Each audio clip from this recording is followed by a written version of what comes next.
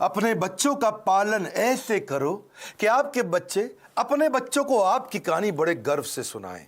नमस्कार, मैं Vivek Bindra, founder and CEO बड़ा बिजनेस.com। आज बात करेंगे बच्चों को काबिल बनाने का सबसे बड़ा रहस्य।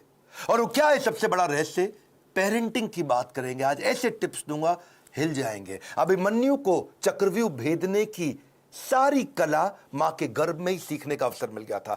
प्रहलाद 5 साल से कम उम्र के अंदर सारे शास्त्र सीख गए थे। होलिका का दहन हो गया, लेकिन प्रहलाद का दहन नहीं हुआ। होलिका, जिसको आग में ना जलने का वरदान था, वो भी जल गई। पेरेंट्स वो पहले, they are first looking glass of their children. So to be in your child's memory, बच्चों की मेमोरी में रहने के लिए आपको उनके जीवन में रहना पड़ेगा। सबसे पहले कितने भी झगड़े हो माता पिता के आपस में निपटा देने चाहिए। पेरेंटिंग है, मदरिंग फादरिंग नहीं है। मदर अकेले फादर अकेले नहीं, पेरेंटिंग दोनों चाहिए है। नुकसान बड़ा हो जाता है, वरना 1 साल तक बोलना और चलना सिखाते हो छोटे बच्चे को। आप 1 साल तक उसको बोलना चलना सिखाते हो, बोलो बोलो बेटा बोलो, सीखता है। और उसके बाद आगे कई साल तक आप उसको बोलते हो चुप बैठो चुप बैठो चुप बैठो चुप बैठो। बोलना भी बंद, चलना भी बंद, चुप बैठो चुप बैठो चुप बैठो। तो क्यों सिखाया 1 साल तक बोलो चलो, अब बोल रहे हो चुप बैठो। बच्चों को यह मत सिखाओ कि वो क्या सोचे, ये सिखाओ कि वो कैसे सोचे। Because a badly parented child is a lost child. परवरिश की परख जो होगी ना आपकी, वो इस बात से होएगी कि बुढ़ापे में वो आपका कितना साथ देने वाले हैं। खराब परवरिश के कारण उसके सोशल स्किल वो खत्म हो जाते हैं, अनरिलायबल हो जाता है, अनस्टेबल, केयरलेस बच्चा होता है, आर्ग्यूमेंटेटिव होता है। आपका बच्चा रिजिड हो गया, जिद्दी है, रूड है, इनडिसिप्लिन्ड है, एंटी सोशल बिहेवियर हो रहा है, उसका अकेलापन महसूस करता है, कभी कभी पेसिमिस्टिक है, सेल्फ डिफीटिंग थॉट्स आते हैं, सीक्रेटिव है, बताता नहीं बातें अपनी, छुपाता है आपसे, सब कुछ छुपाता है, आपको दोस्त नहीं समझता, उसके अंदर फियर ऑफ फेलियर है। ये सब क्यों है? अगर आपकी पेरेंटिंग कमजोर है तो यही नुकसान होंगे। बच्चे बड़ों की बात सुनने में अच्छे नहीं होते, वो बड़ों को कॉपी करने में ज्यादा अच्छे होते हैं। भगवद गीता में कृष्ण ने कहा, यद यद आचरति श्रेष्ठ तत्तद एव तरुजना। यद यद तत्तद, जैसा जैसा वैसा वैसा। मेरी बात समझिएगा, जैसा जैसा फादर कहेगा वैसा वैसा बच्चा नहीं करेगा, पर जैसा जैसा फादर करेगा वैसा वैसा बच्चा अपने आप करेगा। क्या मतलब हुआ? अगर आप बोलोगे तो नहीं मानेगा, आप करोगे तो अपने आप करेगा। इसका मतलब बच्चे कॉपी करना जानते, सुनना नहीं जानते। आप उन्हें इंस्ट्रक्शन मत दो, इंस्पिरेशन क्रिएट करो, वो अपने आप करेंगे। जैसा जैसा लीडर कहेगा वैसा वैसा फॉलोअर नहीं करेगा, लेकिन जैसा जैसा लीडर करेगा वैसा वैसा फॉलोअर अपने आप करेगा। और यही माता पिता और बच्चों के साथ भी होता है। एक बात समझिए कि greatest mark of parent is how they treat their child when no one is looking. जब कोई नहीं देख रहा हो, आप अपने बच्चों को कैसे डील करते हैं। 3 F याद रखिएगा। फर्म रहिए बच्चों के साथ, जो काम की बात है उस पर टिके रहिए, फेयर रहिए, जबरदस्ती सजा मत दीजिए, और फ्रेंडली भी रहिए, ताकि कभी सजा देनी भी पड़ जाए तो मित्रवत व्यवहार बना रहे आपका उसके साथ में।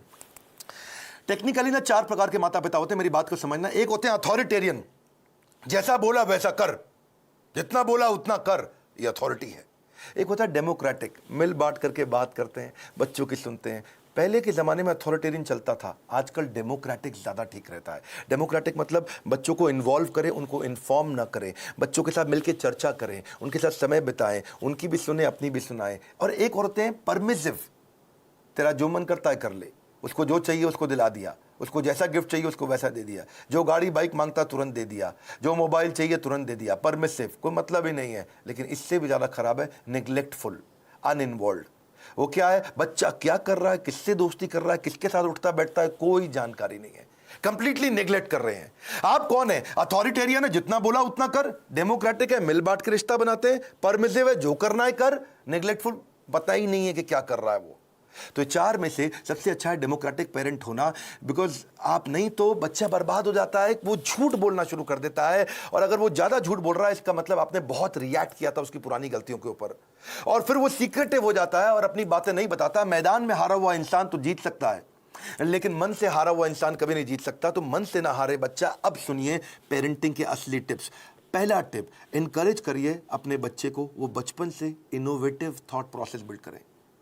उसको ऐसे प्रश्न पूछिए कि वो इनोवेशन बिल्ड कर सके। दूसरा, उसके साथ बैठ के किताबें पढ़िए और अच्छे वीडियोस देखिए। ये नहीं उसको बता दिया, उसके साथ बैठिए, खुद भी पढ़िए, चर्चा करिए उसके साथ में। तीसरा, कुछ क्वेश्चनिंग का आपस में फॉर्मेट बिल्ड करिए, म्यूचुअल क्वेश्चनिंग, कुछ वो आपसे पूछे, कुछ आप उससे पूछो, और खास तौर से आप उससे पूछो, वो आंसर करे, ज़्यादा बोलेगा, रिलेशनशिप बनेगा। प्ले विद योर चाइल्ड, उसके साथ खेलिए, फ्रेंडशिप इज द की। उसकी दोस्ती हो गई तो आपसे कभी मन नहीं चुराएगा। अगला मेरा पॉइंट है बजटिंग। बच्चे को बजटिंग सिखाओ, उससे उसके इमोशनल रिक्वायरमेंट कम होगी, इंटेलेक्चुअल कैपेबिलिटी बढ़ेगी।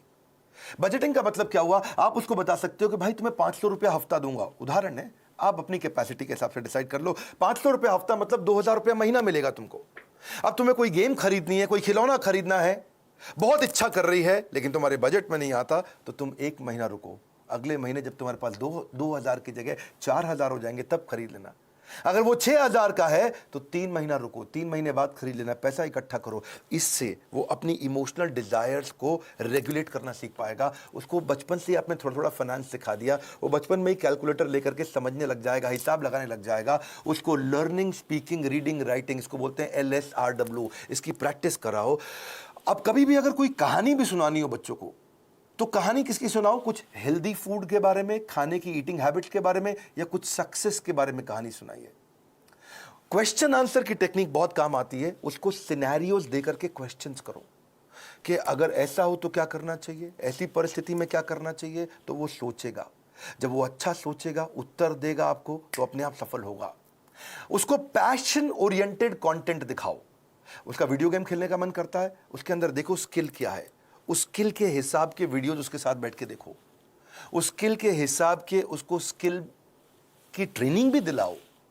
उसको अगर वो बाहर खेलने नहीं जा रहा है, अंदर केवल कंप्यूटर गेम पे लगा है, या केवल बाहर खेलने जा रहा है और कंप्यूटर पे बिल्कुल नहीं बैठता, इक्वल वेटेज दो। कंप्यूटर गेम्स से भी बच्चे का माइंड शार्प होता है, और बाहर भी खेलने जाए। यानी कि फिजिकल और इंटेलेक्चुअल दोनों कैपेबिलिटीज उसकी बिल्ड करनी जरूरी है। आप उसको अलग अलग सिनेरियो के जब क्वेश्चंस करते हो ना, तो उसमें रिस्क और फेलियर को भी थोड़ा थोड़ा आने दो उसकी लाइफ में। थोड़ा स्मॉल रिस्क, स्मॉल फेलियर आने दो, तभी बाउंस बैक करना सीखेगा। उससे वो प्रॉब्लम सॉल्व करनी सीखेगा, और problem solving is a game changer. मेरा एक इंपॉर्टेंट सजेशन है, अपने बच्चे के साथ में मोटिवेशनल कंटेंट बैठ करके कंज्यूम करें, यानी इससे उसका कैन डू एटीट्यूड बढ़ेगा। मैं भी कर सकता हूं। मोटिवेशनल कंटेंट के लिए जो भी अच्छे वीडियोस हैं, केवल मैं मेरे वीडियोस नहीं बोलता हूं, कई प्रकार की इंस्पिरेशनल स्टोरी बेस्ड वीडियोस आते हैं, कई एनिमेटेड वीडियोस होते हैं। उसके साथ बैठो, देखो, उससे पूछो आपने क्या सीखा, फिर आप बताओ आपने खुद क्या सीखा, फिर वो बताए उसने क्या सीखा। तो इससे उसके अंदर कैन डू एटीट्यूड बिल्ड होगा, और हो सके तो थोड़ा ऑर्गेनाइज करने में उसकी मदद करो। प्रैक्टिस करिए, पहले खुद का रूटीन बनाइए, तभी बच्चे का बनेगा। ये नहीं कि आप आजकल वर्क फ्रॉम होम में बिस्तरे पे पड़े हुए हैं तो बच्चा भी ऐसे ही लेटा रहेगा, बैठेगा, अपनी क्लास नहीं अटेंड करेगा वो। तो और क्योंकि आप स्ट्रगल करते हो रूटीन फॉलो करने में, और वो भी ये स्ट्रगल करने लग गया, तो पूरा परिवार आगे बढ़ेगा, इंप्रूव करेगा। उसको अगर और स्टोरी सुनानी हो, जैसे मैं स्टोरी की बात बार बार कर रहा हूं, तो डिसिप्लिन की स्टोरी सुनाओ। और अगर वो डिसिप्लिन नहीं है तो चिल्लाओ मत, डिसिप्लिन की कहानी सुनाओ, तभी धीरे धीरे इंप्रूव करेगा बच्चा। अगर आपने उसको बोला ना, बेटा सॉरी बोलो, आंटी को सॉरी बोलो, बेटा तुम गलत कर रहे हो, सॉरी बोलो, सॉरी बोलो, समझ नहीं आ रहा मैं कह रही हूं, सॉरी बोलो, बड़ा बेकार बदतमीज बच्चा, सॉरी बोलो, तो वो क्या करेगा, उसको लगेगा सॉरी बोल दूंगा बच जाऊंगा, अच्छा सॉरी, उसको लगा ले मम्मी चुप हो गई, ठीक है आगे से मत करना। अब वो चला गया, उसको लगा देखो जल्दी बच के निकल गया मैं, सॉरी बोलो, सॉरी बोलो, सॉरी बोलो, कुछ नहीं होगा, सॉरी सोचो, सॉरी सोचो। डीलिंग ठीक नहीं करनी है, फीलिंग ठीक करनी है, कंटेंट ठीक नहीं करना है, इंटेंट ठीक करना है। फ्रूट्स बाद में मिलेंगे, पहले रूट्स चाहिए आपको। तो डिसिप्लिन की स्टोरी सुनाइए उसको, ताकि वो थॉट प्रोसेस बिल्ड हो जाए। पब्लिक में उसकी बेइज्जती कभी मत करो, आपको पब्लिक में उसकी तारीफ करो। बेइज्जती कभी करनी है, या बेइज्जती मतलब थोड़ा करेक्शन भी देना है, तो प्राइवेट में करो, अकेले में करो। क्योंकि कंपेयर, कंप्लेन, क्रिटिसाइज ये कैंसर है। रिकॉग्नाइज, रिफॉर्म, रेक्टिफाई, यही उसको ग्रोथ देगा। बात समझिए कि आप उसका नेचर बदल ही नहीं सकते, आपको नेचर बिल्ड करना है, नेचर बदलना नहीं है, नेचर डेवलप करना है आपको। कभी परेशान हो तो उसको हक करो, उसको पॉजिटिव टच दो अपना, तभी बात बनेगी आपकी। उसको नए नए प्रकार के स्किल सेट सिखाओ। आजकल तो कोडिंग बचपन से बच्चों को सिखा रहे हैं। 5 साल का बच्चा भी आजकल मोबाइल ऐप बनाने की तैयारी कर रहा है। Code academy, white hat junior, code monkey, code Avengers, ये बहुत सारे अपॉर्चुनिटीज है जहां से आप बच्चे को कोडिंग सिखा सकते हैं। उसकी सेल्फ एस्टीम की बकेट को आप भर पाओगे इससे। एक्चुअली सेल्फ एस्टीम से याद आया, एक होता है इमोशनल कप। हर बच्चे का एक इमोशनल कप होता है, इसको ऐसे समझो। जिस बच्चे का इमोशनल कप खाली हो जाता है वो बच्चा बहुत गलत डायरेक्शन में जाता है। जिसका इमोशनल कप भरा होता है वो हाई सेल्फ एस्टीम के साथ ठीक आगे चलता है। इसके लिए आपको love, affection, sense of security और अटेंशन देना पड़ेगा, उसका इमोशनल कप भरा रहे। अगर आपने उसके साथ खेले, फ्रेंडशिप किया, क्वालिटी टाइम दिया और प्रेम किया, उसको प्रेज किया, अप्रिशिएट किया, उसका कप भरा रहेगा। लेकिन अगर आप उसको पब्लिक में बेइज्जती किया, क्रिटिसाइज किया, एब्यूज किया, निगलेक्ट किया, उसका ह्यूमिलिएशन किया, उसको पनिशमेंट दिया बिना किसी रीजन के, वो अकेलापन महसूस करता है, फेलियर महसूस करता है, रिजेक्टेड महसूस करता है, उसका इमोशनल कप खाली हो जाएगा बिल्कुल। और फिर वो इमोशनल कप भरने के लिए कहीं बाहर जाएगा, किसी और के पास जाएगा, गलत दोस्तों के पास जाएगा, गलत जगह पे जाएगा, गलत वेबसाइट्स खोलेगा, वो लोगों से अपने इमोशनल कप को भरने के लिए खींचेगा तरीके, मिसबिहेव करेगा टेंशन गेन करने के लिए, मैनिपुलेट करेगा, जेलसी हो जाएगी उसको दूसरों को देख के। आइसबर्ग देखा है आपने? आइसबर्ग को समझो आप, इससे समझ आएगी आपको बात। आइसबर्ग होता है वो बर्फ की चट्टान जो समुद्र के अंदर होती है, लेकिन 10% दिखती है, 90% पानी के नीचे होती है। आइसबर्ग में पानी के नीचे बहुत बर्फ है, वो दिखती नहीं है, दिखती 10% है, खाली ऊपर ऊपर। बच्चों की ज़िंदगी भी ऐसी आइसबर्ग के जैसी है। अगर उनका एंगर, उनका स्क्रीमिंग, वो चिल्ला रहा है, वो कोई बात छुपा रहा है, वो वायलेंट हो गया है, अग्रेसिव हो गया है, वो रो रहा है, ये खाली 10% ऊपर दिख रहा है, इसके नीचे 90% बहुत कुछ था। उसकी एंग्जाइटी, फ्रस्ट्रेशन, उसका डिस्ट्रेस, उसका ट्रस्ट ना कर पाना, उसका फेलियर, उसका ग्रीफ, उसका अनश्योर होना, उसका स्ट्रेस में होना, अटैक्ड महसूस करना, उसका हर्ट महसूस करना, उसका वरिड, अलोन, लोनलीनेस फील करना, ये सब समुद्र के नीचे था। और समुद्र के ऊपर क्या है? थोड़ी सी बर्फ दिख रही है। आप उस बर्फ को लेकर ट्रीटमेंट कर रहे हो, जो नीचे दिखती हुई बर्फ को लेकर कर रहे हो, जो नीचे छुपी हुई बर्फ है, उसको ठीक करना है। इसलिए करेक्शन नहीं, इंस्पिरेशन। बच्चे, पता है, अगर आपको उनको सफल बनाना है, उनकी सफलता का स्कोर बोर्ड बना दो, गेमिफाई कर दो। इसको क्या बोलते हैं? Gamification of value inculcation. अगर आप उनमें संस्कार डालना चाहते हो तो गेमिफाई कर दो उसको। इसको गेम देखो, बिकॉज अगर स्कोर बोर्ड बना दोगे ना तो वो जीतना चाहेंगे। देखा आपने, क्रिकेट का स्कोर बोर्ड होता है, बास्केटबॉल का स्कोर बोर्ड होता है। जैसे स्कोर बोर्ड चालू होता है, बच्चे जल्दी खेलते हैं, एनर्जी से खेलते हैं। जब टेस्ट प्रैक्टिस मैच होता, क्रिकेट में भी पहली बॉल प्रैक्टिस बॉल फेंकते, सुना आपने? कौन खेलता है उसमें? बल्ला घुमाता नहीं बच्चा, ठीक, क्या फर्क पड़ता है, आउट भी हो जाए तो भी कोई फर्क नहीं पड़ता। लेकिन जैसे ही स्कोर बोर्ड शुरू होता है, बच्चे जान लगा के खेलते हैं, अबे जीतना है अपने को, एनर्जी आ जाती है उनकी। वैसे ही आप भी कुछ इसको वैल्यू, संस्कारों को बिल्ड करने के लिए गेम क्यों नहीं बना देते? कोई टोकन लेके आओ बाजार से, उस पर 1 रुपया, 2 रुपया, 5 रुपया, 10 रुपया लिखो टोकन पे, और उनके साथ डिस्कस करो, अगर ये बिहेवियर करोगे तो तुम्हारे इस बॉक्स के अंदर मैं 2 रुपए का टोकन डालूंगी, 5 रुपए का डालूंगी, 10 रुपए का डालूंगी, या डालूंगा अगर आप पिताएं तो। और अगर तुमने ये गलत बिहेवियर किया तो ये टोकन बाहर निकल जाएगा, तुम्हारा रोज का स्कोर बोर्ड बनेगा शाम को। अगर वो सुबह टाइम से उठा तो 2 रुपया मिला, अगर उसने ब्रश टाइम से किया तो 2 रुपया मिला। रुपया मतलब पॉइंट, आपने बोला, मैं पॉइंट कह रहा हूं, उसको रुपया दें या पॉइंट दें, लेकिन बाद में उसको रिडीम करने का तरीका बना दो, है जी। अगर टाइम से होमवर्क किया तो 5 नंबर मिल गए या रुपया मिल गया। अगर आप वो समय से सोने चला गया तो 2 रुपया मिल गया। अगर वो समय से खाना खाएगा तो 7 रुपया मिल गया। अगर टेंट्रम करेगा तो काट लो, सामान फेंक रहा है इधर उधर तो काट लो, उसमें से निकाल लो, चिल्ला रहा है, गाली दे रहा है तो 7 रुपया निकाल लो, अगर मिसबिहेव कर रहा है माता पिता के साथ तो 10 रुपया निकाल लो, ओबे नहीं कर रहा आपकी बात, 7 रुपया निकाल लो, किसी को गाली देता है, थूक देता है किसी के ऊपर तो 10 रुपया निकाल लो। तो आपने तरीका निकाला।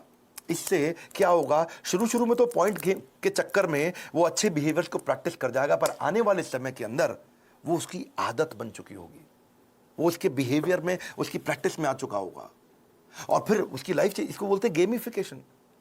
बच्चे को अकेला मत छोड़ो, इतना बच्चों के आंसू ना कड़वे होते हैं, उन्हें मीठा करना है आपको। उसकी जिज्ञासा गहरी होती है, उसको शांत करना है। उसका दुख बहुत तीव्र होता है, इससे उससे ले लो। उसका हृदय कोमल है, उसे कठोर मत बनाओ। Your children will become what you are, so be what you want them to be. बड़ी सिंपल सी बात है भैया। अगर आप दोनों का आपस में झगड़ा भी है, पति पत्नी का, बच्चों के लिए सुलझा लो। आओ साथ में बैठो, बात करो, प्यार करो दूसरे को, ताकि बच्चे का जीवन सुरक्षित हो सके।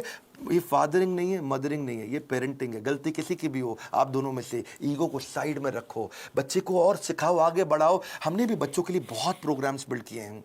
मैंने बच्चों का एक प्रोग्राम एंटरप्रेन्योरशिप का लेकर के आए, जिसको हम बोलते हैं एवरीथिंग अबाउट एंटरप्रेन्योरशिप।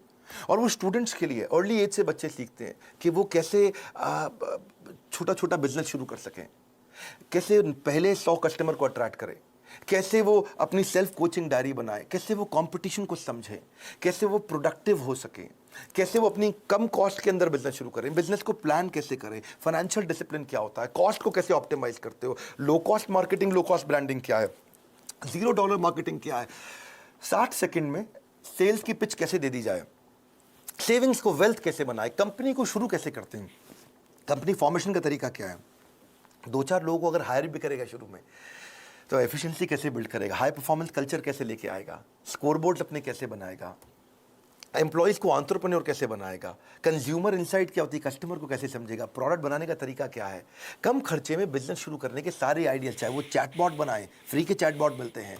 तो ऐसे बहुत सारी चीज़ें हमने एवरीथिंग अबाउट एंटरप्रेन्योरशिप में सिखाई हैं। अगर आप चाहते हैं आपका बच्चा भी एंटरप्रेन्योरियल माइंडसेट को बिल्ड कर सके बचपन से ही, तो उनको इन कोर्सेज में ज्वाइन कराइए।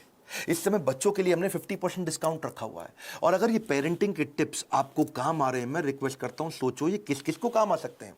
ईमानदारी के साथ थोड़ा 2 मिनट और लगा लीजिए। आपने इतना समय लगा लिया है तो आप सीरियस है कंटेंट को लेकर के, क्योंकि आपने इतना समय लगाया। अब सोचो कि किसको फायदा होगा, किसके बच्चे बिगड़ रहे हैं, किसके बच्चे खराब हो रहे हैं, कौन बच्चे से परेशान रहते हैं माता पिता, उनको ये वीडियो अलग अलग व्हाट्सएप ग्रुप में शेयर करो, अपना मैसेज भी लिखो, अपने नोट के साथ शेयर करो, लाइक करके उत्साह बढ़ाओ अगर ऐसे वीडियो पसंद आते हैं। और नीचे मुझे कॉमेंट बॉक्स में बताओ कि आपको कौन से वाला वैल्यू, आपको कौन सा वाला आइडिया, आपको कौन सा वाला टिप सबसे ज्यादा पसंद आया। मैं कॉमेंट बॉक्स में पढ़ने के लिए आऊंगा। इस बार हमारे साथ जुड़े रहने के लिए, दुनिया का नंबर 1 एंटरप्रेन्योरशिप यूट्यूब चैनल बनाने के लिए और मेरे पर्सनल वीलॉग वाले चैनल पे भी आने के लिए मैंने एक नया चैनल बनाया जहां अपने मोबाइल से वीडियो डालता हूं। आप सबका हृदय की गहराइयों से प्रेम पूर्वक बहुत बहुत धन्यवाद।